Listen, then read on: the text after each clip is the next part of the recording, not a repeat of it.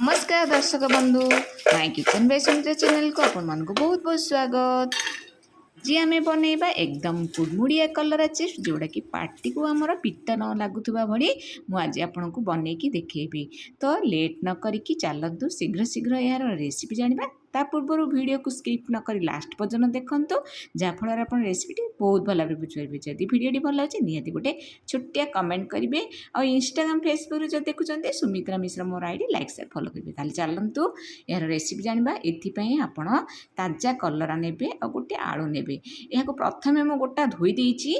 धोई सारा आमे कौन करवा ना यहाँ टिके पतला पतला करी काटिबा कलरा एवं आलू को। तो देखो ये भाई भाव में पतला पतला करी आप छुरी काटतु कि पनिकी काटतु किंतु आलू आ कलरा को पूरा पतला पतला काटिबे। काटी सारा आमे कौन करवा ना ये कलरा आलू को गोटे बाउल रे रखीदबा जोटा कि आमको मसला गोलिया सुविधा हे। तो देखो ये आम कलरा को दे दीचे आलू मु पतला पतला करी काटिकी रखी एड कर देइछि। तापर ये आम क्रिस्पी लगे ये आम कौन करवा ना चाउल गुंड बेसन माप मिसेबा। तो चाउल गुंड मुझे 2 टेबुल स्पून बेसन 2 ରୁ 3 ଚାମଚ ए मिसई देइछि।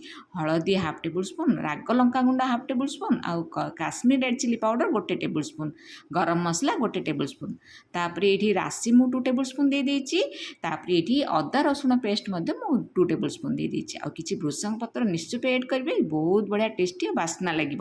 तो ये आम पकईदे भृषंग पत्र तापर लास्ट में लुण देदेबा टेस्ट हिसाब से दे सारापर यह भल भाव में पानी न दे भल भाव में यह मिक्स करवा जमीती कि मसला सब आमर कलरा और आलू सहित भल भाव में मिसीज। तापर जे आम ये पानी यूज करवा। तो पानी प्रथम एकाथरके देवेनि अल्प अल्प पानी छिंचला भाई आप देवे देकी प्रथमे गोलेबे पुणी आ दरकार पड़े आउ थे पानी देवे। तो आपड़ एप्रति ध्यान देवे जो बेसी बहलिया हेनी कि बेसी पानी हेनी जस्ट कोट होमर कलरा और आलू सहित लगी।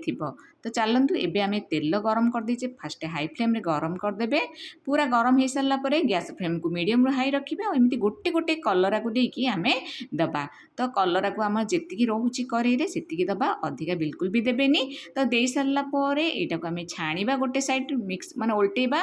तो गोल्डन ब्राउन है पर्यंत आप कौन करेंगे ना यहाँ को छाणीबे। तो देखो ये कलरा चिप्स तो ये प्रस्तुत होगा आम कुड़मुड़िया कलरा चिप्स। यहाँ संज बेले आप चा सहित खाईपर कि भात सहित खाईपर। जदि वीडियो आपण मानक भल लगे निहाती लाइक करेंगे सांगसाथी और रिलेटिव मानक शेयर करेंगे।